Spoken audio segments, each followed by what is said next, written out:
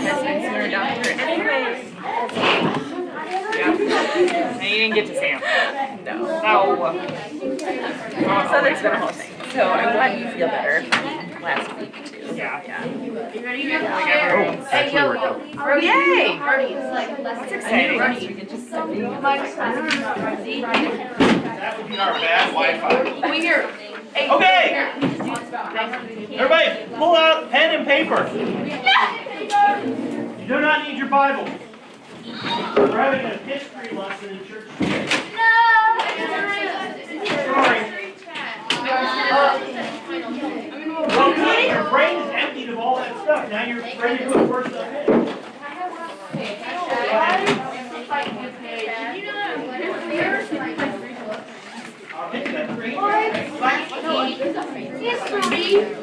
So, history. So, last week we began talking a little bit about the early church. And I'm sorry for any of those that were not here because our live stream did not record because we kept losing connection. So, I'm going to catch you up just a little bit.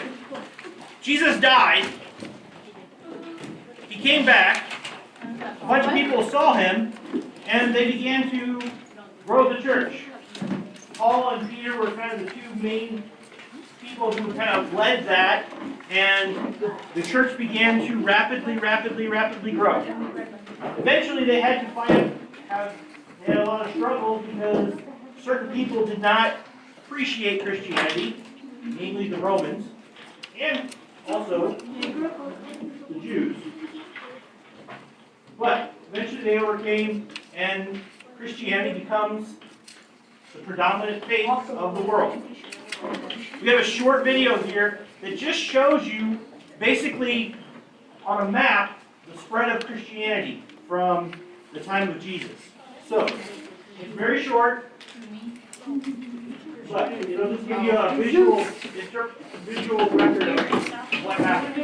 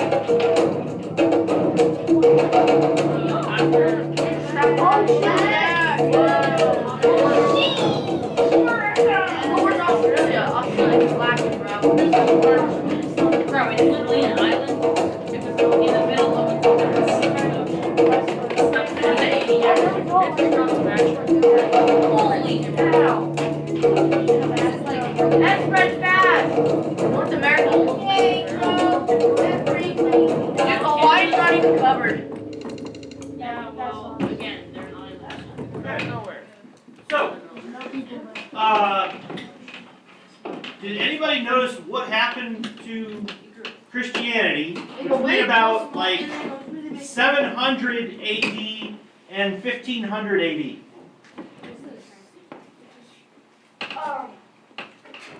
So it shrunk. It shrunk. It basically it shrunk a little bit out of Africa, and then it just basically stayed. It didn't spread at all. Right? It just sat there for almost 800 years. Christianity was just kind of like, I mean, the more people grow because there were more people in Europe, the population grew, but it didn't go anywhere. It just kind of stood there, and it wasn't until after 1500, the time of the Reformation, that it really began to grow. There's other reasons why it's tied there about that time, and we're going to talk about that. Because if Martin Luther had been alive 100 years before he was, the Reformation might not have happened, or it might have happened later. Everything came, a lot of different things came into alignment right at that time period to be like, oh, this is a good time for this thing to happen. It's pretty convenient. Or, as some people say, God works in mysterious ways. So, we're going to talk about what was happening at the time of Martin Luther so that you kind of get an understanding of why the world needed Martin Luther to do what he did and why it was possible. We're going to rewind a little bit. I want you to write this date, 1054. 1054. In the middle of the, or actually I guess the beginning of the Middle Ages, there was this thing, and we talked about this last week, called the Great Schism. It's on there, the Great Schism. Schism is a word. Schism literally means when two things break apart. Okay?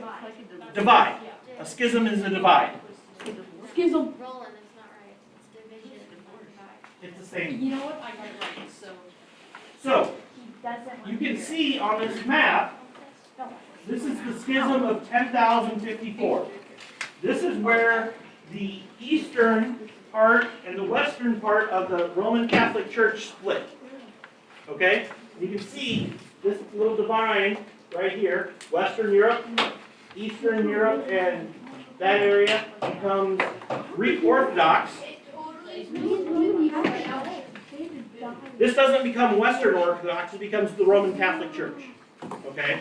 The Eastern Orthodox Church is still alive today. Okay? There's divisions of it. There's like the Russian Orthodox Church, there's the Greek Orthodox Church. Russian? Yes. Russian Orthodox Church.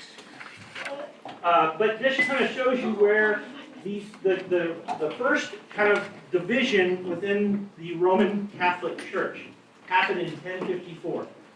Next slide. So why did they divide? This, and some of you are going to look at some of these reasons and be like, really? That's the reason they split? One was because of the Nicene Creed. There was some debate between the people, the priests of the Greek Orthodox Church and the Roman Catholic Church, who were like, well, we don't really believe that interpretation. So that was one of the things that divided them, the Nicene Creed, that we still speak today in the church. What type of bread to use for communion? That was really one of the things. Some said you had to use unleavened bread, right?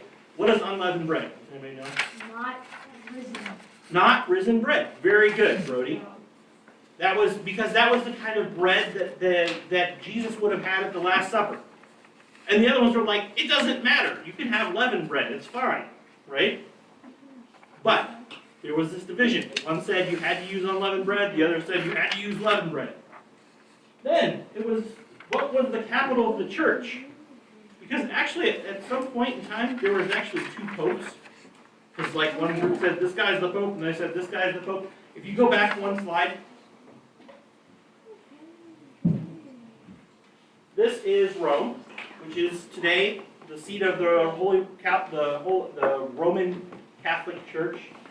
The other part was Constantinople, right here. Yes, it's not Istanbul. Okay. Yes. It's a boot. Yes, Italy is a boot. So there was a division, like which was the actual supposed to be the head of the church. Some said Constantinople, some said Rome. And so they couldn't decide on this. Then there was this debate, should priests be celibate or not? Does anybody know what the word celibate means? I'm going to get awkward here. Nope. I'll say it for you. Okay, It means they can't have sex. very good. So could priests have a wife?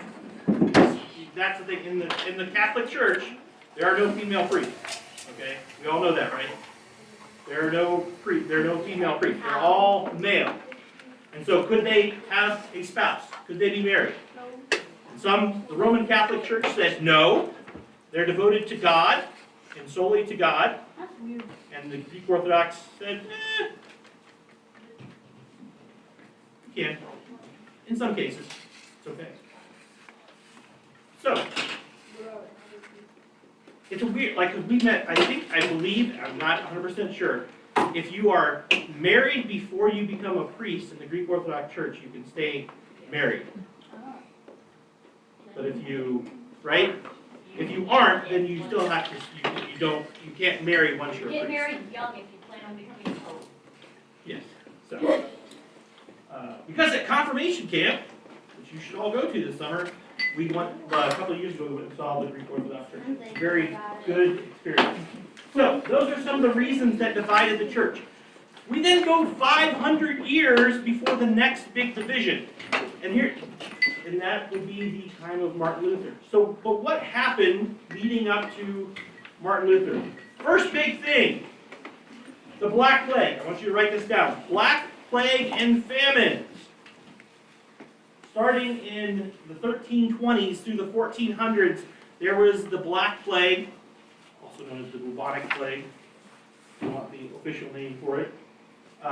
Also was there, and they also had a lot of famines. Famine is when you do not have enough food, right? Sometimes it's caused usually because of infestations of like rodents or diseases or insects can cause famine. There's not enough food. What happens when people don't have enough food? They die, right? So, during the 1320s to the 1400s, almost half the population of Europe dies. Oh, shoot. Entire towns are wiped off the face of the earth because of the disease and famines. Okay? The Black Plague. You could literally wake up and then the next day die of the Black Plague. It was that bad. This was not COVID where, you might be sick for a long time or you might... There were people who got the Black Plague and would die the next day. Yes?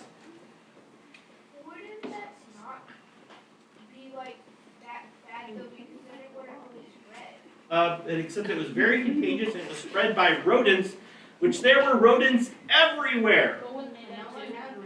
They didn't know how it was spread. They thought it was this is before science. This was before understanding.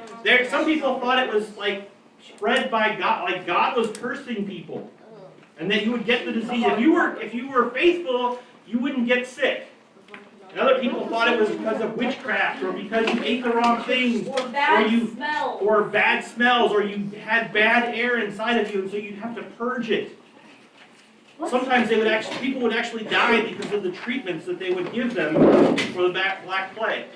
You're dead. Bloodletting. Treatment killed them. Huh? The treatment killed them. Sometimes, because they would try to sometimes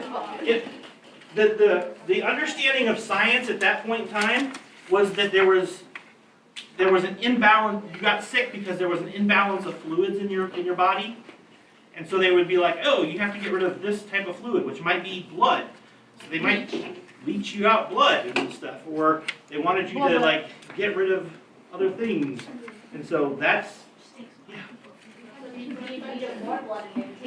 But, so Luther comes in at the beginning of the 1500s. This is about 100 years after the end of the Black Plague, end of these famines. Europe is finally starting to get back on its feet. Right? Europe was not happy. Do you think it was a happy place to be? No. Do you think people still worried that the Black Plague was going to come back? Yes. Yes. So there was this fear. And people didn't understand what happened. Some people legitimately thought that it was a punishment by God for not being faithful. So that's the first thing, the Black Plague. Number two, you were most likely very poor if you lived during this time. Really poor. Okay? If we had 100 people, okay, 89 of those 100 people would be laborers. That means people who worked in the fields, people who fished, people who worked in the coal mines or the metal mines or things like that. Okay? People who would sew for other people. These are not people who own their own businesses. These are just people who would get paid a wage to do that. It was barely enough to live. The wages they learned was like, here, we're going to give you enough money so you can live. You couldn't like advance yourself. Very rarely would you, if you were born a laborer, you would probably die a laborer as well as your kids would die laborers. Okay? What? None. Out of that, if you took 100 of those people, 8 of them would be nobility. Nobility means lords and kings and princesses and members of the court, and that because you have to think of it. So, say you looked at, Germany did not have a king at this time. Germany was a collection of different states, and each would have probably a prince or something over it. And then, there would, over each little like county in there, think of it as like counties, there would be a prince, a lord, or a duke, or somebody who would have that land.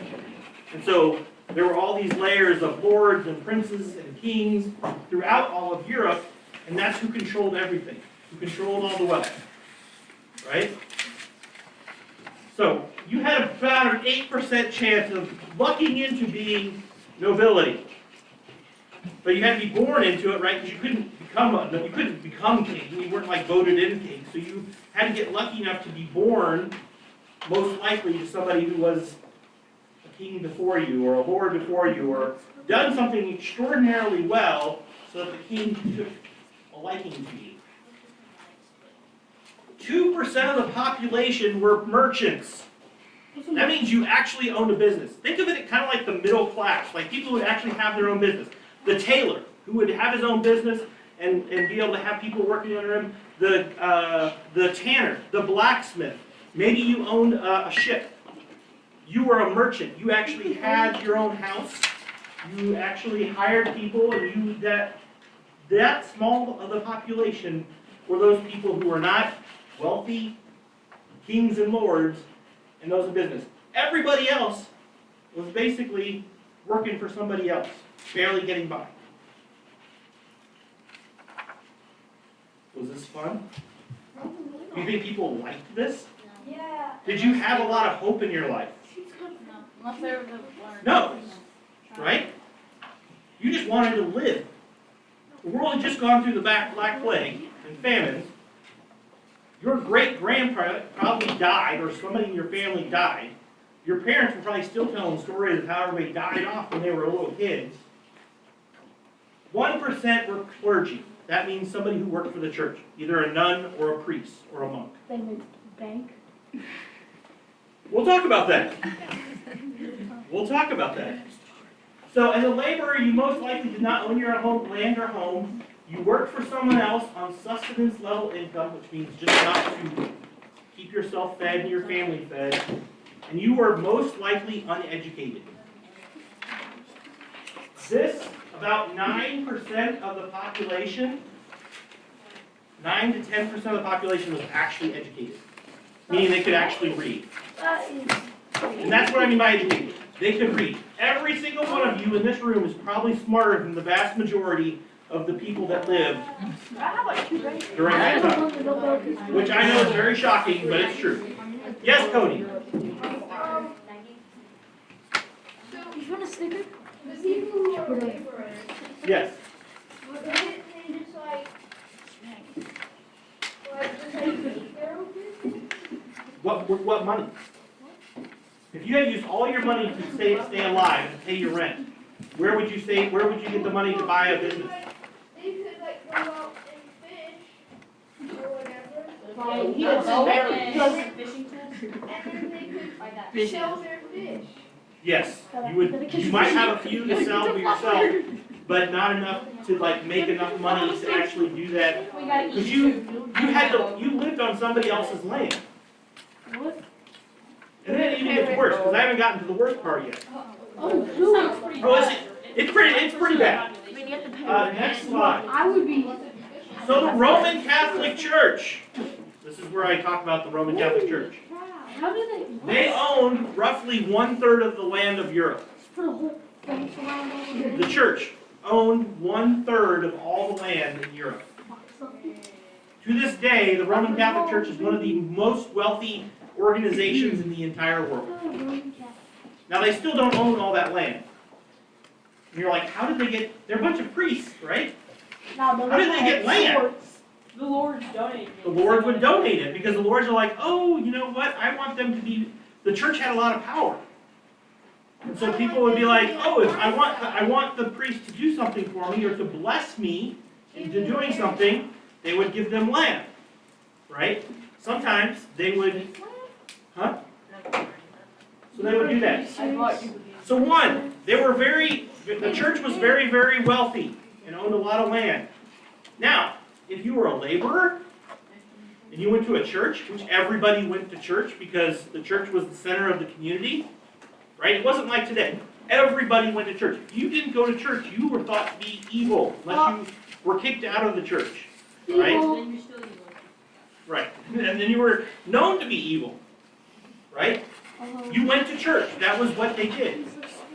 You were required to work a certain number of days on the lands owned by the church, right? Because if only 1% of the church is like monks and stuff, and they own 33% of the land, do you think they had enough people to work the land? No. No.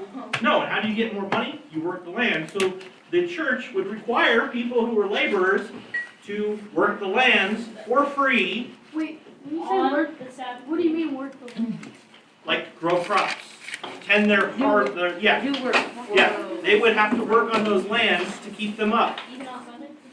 Well, on different days during the week, yes. Is that a rotation? So when you weren't working to make money for them, you might be working for the church to be in their good You graces. work for the church. Yeah. How is this Happy wonderful? mowing. Are you all happy to live in 2022 versus 1513? Well, we have different, like, School, bro. Money back then was like $1 you were rich. Here's the next part. Why the church was so powerful. The church was the center of education, right?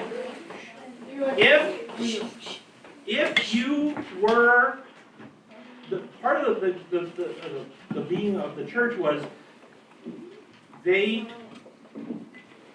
guys have heard of the Dark Ages, the Middle Ages? There wasn't a lot of intellectual growth going on. During that time, all of the priests and monks formed these orders called monks, and that they gathered all the knowledge to preserve it, so it didn't like get destroyed. Yeah. And so, if you wanted to learn, you went to learn with the monks, the Augustinians or the Jesuits. Even today, I shouldn't say most. Well, probably most Catholic schools are run by Jesuits because that was the thing they did. They preserved knowledge. They taught people. What's a So Jesuit? it's an order of priests or monks within the Catholic Church. Oh. There are different orders, and we're going to talk about that next week because Martin Luther was an Augustinian monk. Augustinian. They followed the orders of Saint Augustus, or Saint Augustine. Sorry. And there's Saint Benedict and Saint Francis, and all these people. They formed these orders of monks, and they all kind of had different functions, different things that they cared about. Some cared about dealing with the poor. Some lived lives of celibacy and alone so they could pray for the world. Some taught, like the Jesuits. So they were the center of knowledge and understanding. If you wanted your kid, because you were a noble, you wanted them to learn, you sent them to the monks, and the monks would teach them to read in Latin and other languages and that. Because they had all the knowledge.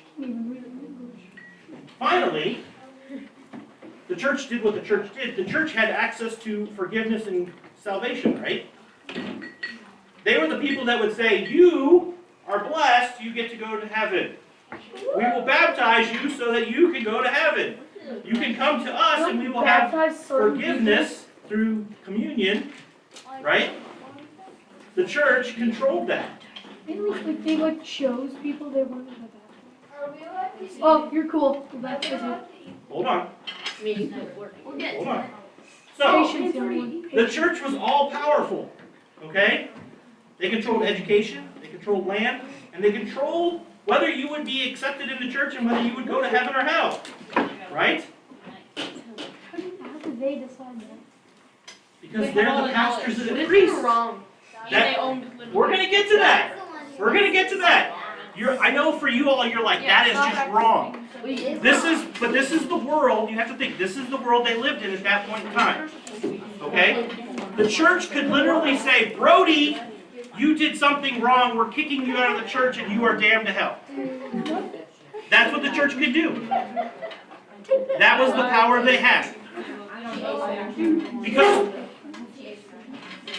were you educated, most likely, at that time? Shh, hold on, listen up. No, you probably weren't educated. So did you know what the Bible said? No. Because you couldn't read it, right? So you had to rely on the priest to tell you what the Bible said. And the priest said, well, you have to do these things in order for God to love you. Then you did those things, right? Because you want God to love you, you want to go to heaven, right? Because you live in a miserable place where you can't make money, people die, and all you ever see is the Lord's getting richer and you getting worse off. Does this make sense? Do you think the average person was happy in the time of Martin Luther? No. No. Next slide. So what changed? There are some things that happened. Some of these you probably studied or will be studying in school. One was called the Renaissance. This was in the 14th into the 16th century. It started in Italy. A bunch of people were like, you know what? We can do better than just sitting around barely getting by. And you had these people like Da Vinci and Michelangelo, artists, writers, poets, thinkers, Galileo, scientists, Copernicus, all these great names of science and literature and history that kind of said there's more to the world. Science grew out of this time. Modern literature grew out of this time because these people were like, it's important for us to learn. Okay? Now it's still a very small group of people who have access to this stuff because they're in libraries and most people can't read. But this movement starts where people are like expanding their understanding. The scientific method comes out, and all these things. So that's the Renaissance. The first factor in this thing of what changed. Second, you have the Age of Exploration. How many of you have studied the Age of Exploration? Nobody else has studied exploration? You guys haven't studied like Magellan and Columbus and Oh all the Spanish Yeah, explorers? there you go. Explain what that is today. Oh Now yeah, they've got there's it. the guys who traveled to like South America, tried to contact Aztecs. So- stuff like that. In the 1400s, the 15th to 17th century, you have people finally start exploring, right? You have Vasco da Gama, who travels around the world. Magellan, who travels around the world. You have Columbus, who comes to the New World, right? When did they come to the world? The Like New World? 15. 1492. Oh yeah, Columbus sailed the 1492. ocean blue, right? On the map, oh wait, That's no. right before the year 1500, right? They had also gone, there were lots of Spanish, 1400s is the 15th century. That doesn't make sense. It does, because the first century is 1 through 99. When the janitors get in. And then 100 through 199 is the second century, right? The second 100 years. Just go with it. So, 22? here are the factors. Wait, so it was. People are thinking, people are exploring new places, and like, oh, there's more out to this world than we thought. The world isn't flat, right? What? They realize the world isn't flat, and you could go these places. So these happen. Next slide. Egypt. Third big change. Actually, it's a person Gutenberg.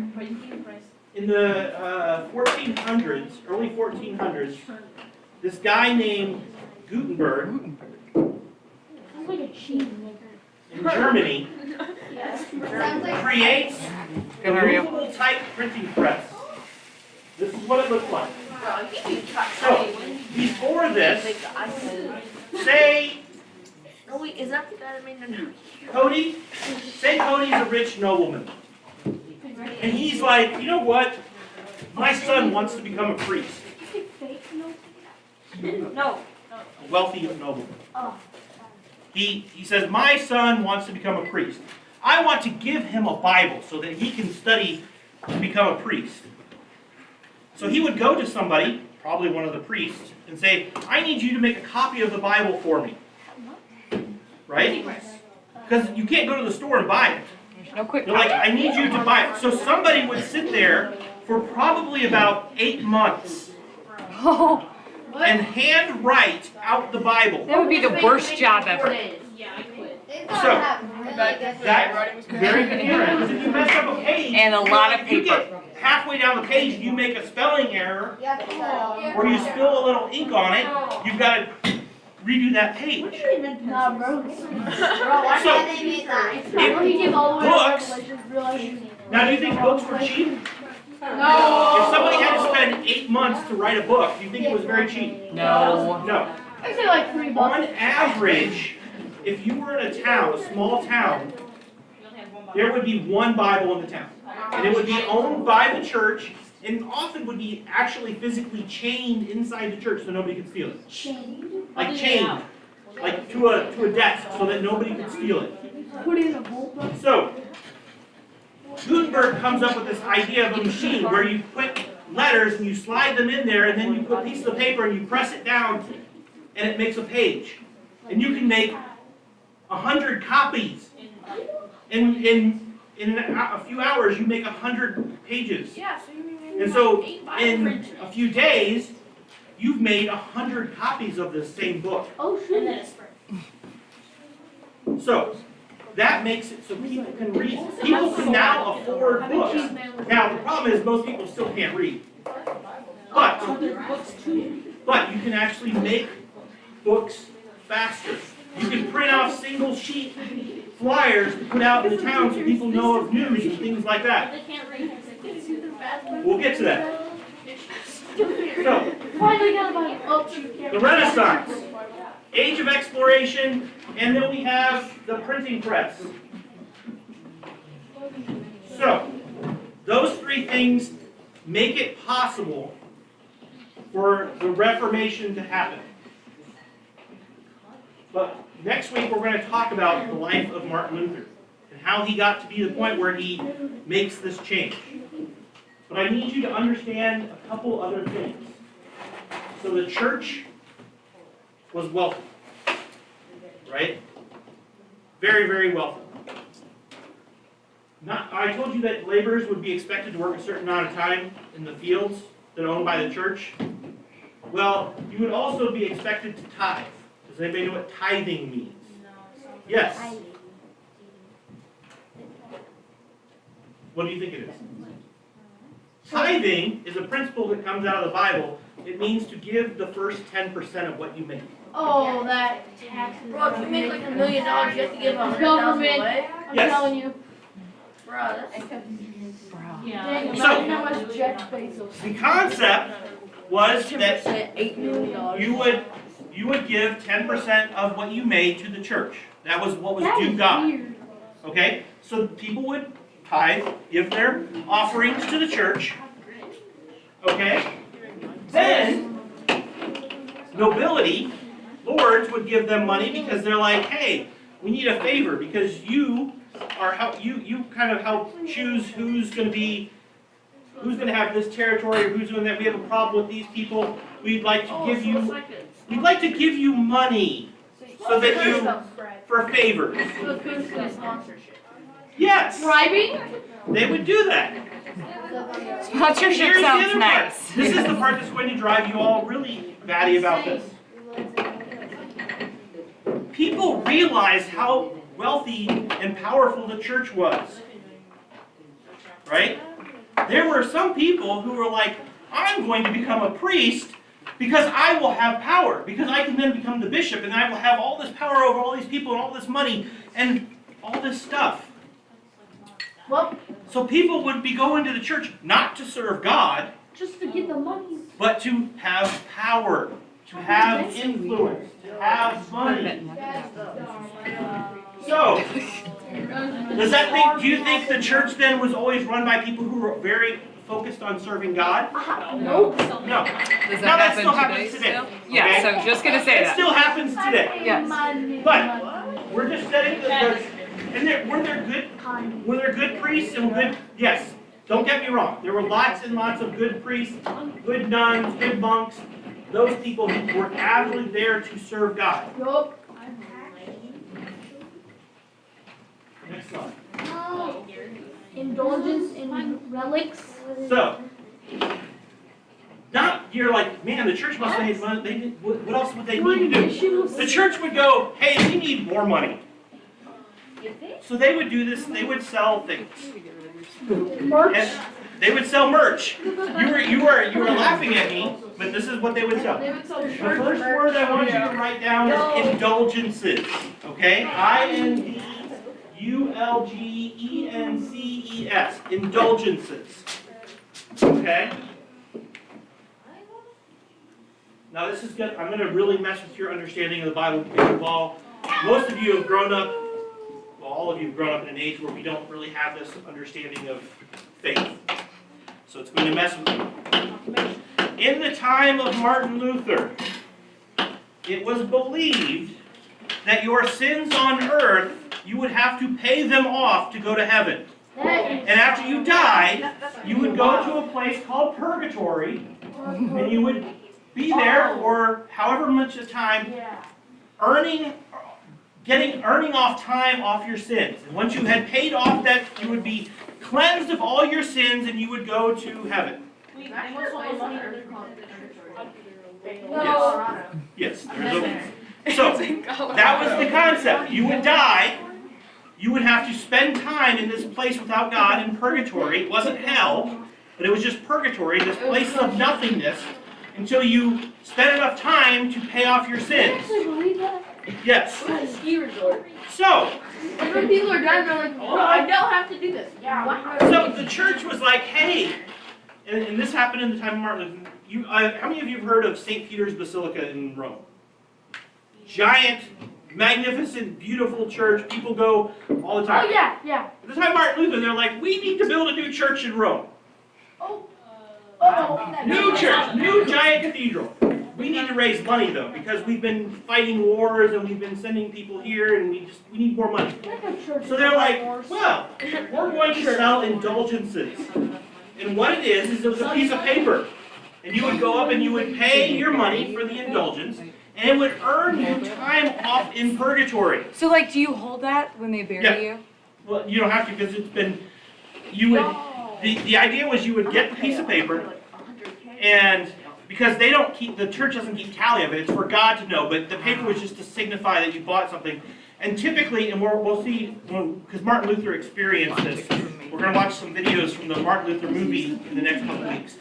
You would do something, like they would say, you need to give, say, the Lord's Prayer 10 times, and do 8 Hail Marys, which is a prayer, and crawl up these stairs, and you will receive your indulgence and be granted X amount of time off your time in purgatory.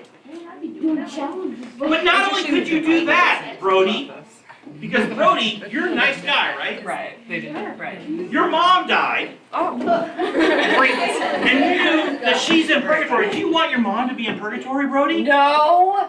No? So you could buy indulgences for your mom, Yeah. or your grandfather, or your great-grandfather.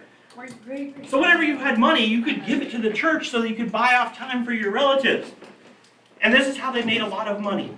That is so hard. Scam. It would vary on how much money you gave.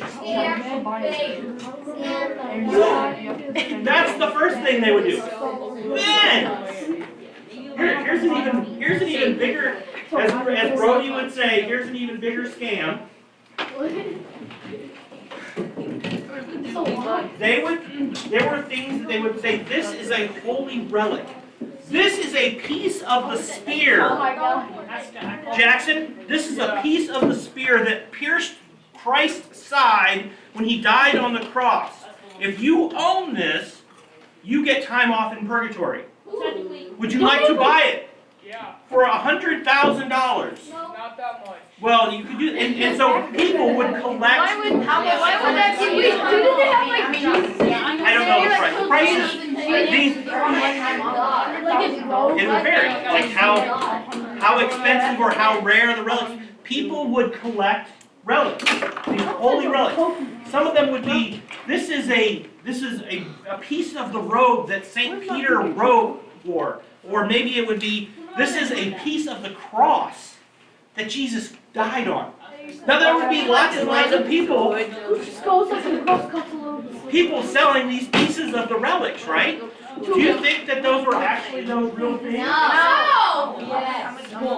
This is a vial of blood from Saint Andrew's death. How'd you get it? So they would sell indulgences and relics, and it based on. Hold on. Based on the number of relics you had, you could earn time off in the afterlife. That is weird.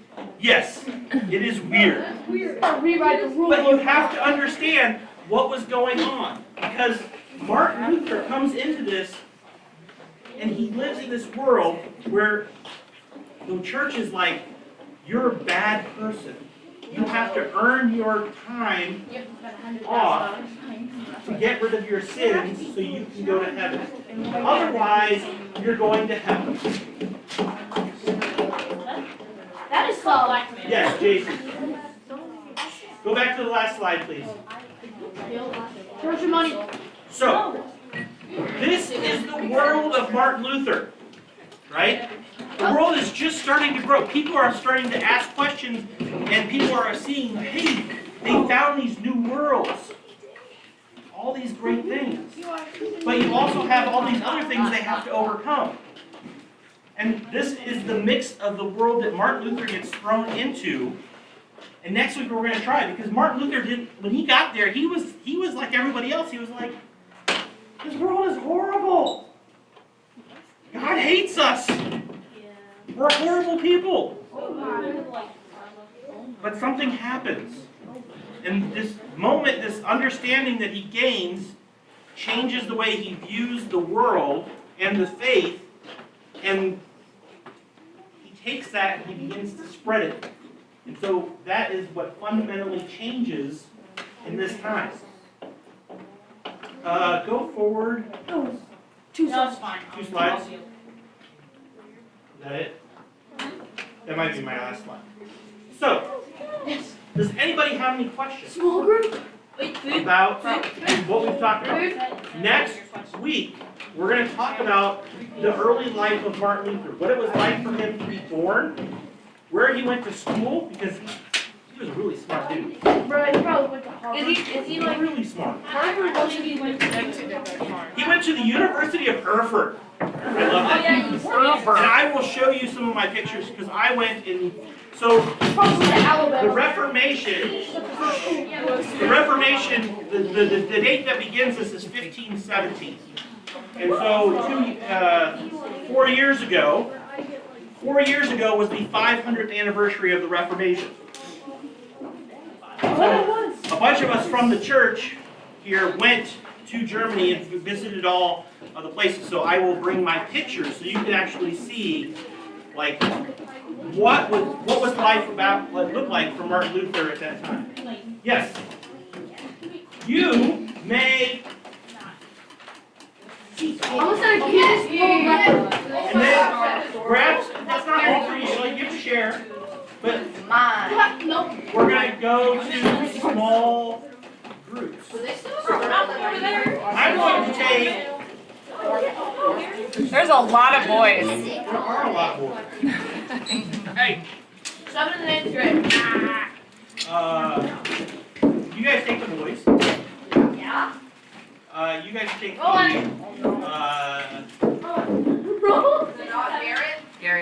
Then not No, we Garrett. want 7th and 8th. That's so sad.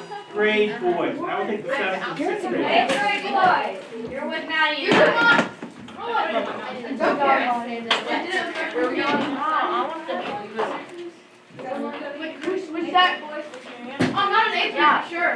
Garrett. From like 6th grade years old. All 8th grade boys are in the drill. Either am I I. actually love that. Garrett. Went to danger. Bro, chocolate and popcorn is like a whole new level. That's why they put chocolate. Then you guys That's why they split put up and go chocolate to, on how many? They do? Yeah, hey, how about we just do all the girls together? Okay. Six. All girls together. Where are you 6 guys of going? them. Where are you going? Where do you wanna go? Where do you guys wanna? You wanna go up, you guys, and sit in the north aisle? Hold up, how did all of them on that It's magic. They didn't want to be changed. They didn't Are want to we be together? Nah, bro, they just didn't want to look like Philly. Okay. Ellie's not even. Girls are There's. All right, 6th and 7th grade guys. We're gonna go Can you get a drink into of that? that adult bedroom. What? Can we get a drink of that? My drink? No. I don't know whose it is. I bet that's raspberry lovely. I want some. Oh, bet. Yes, you can. Just don't spill it.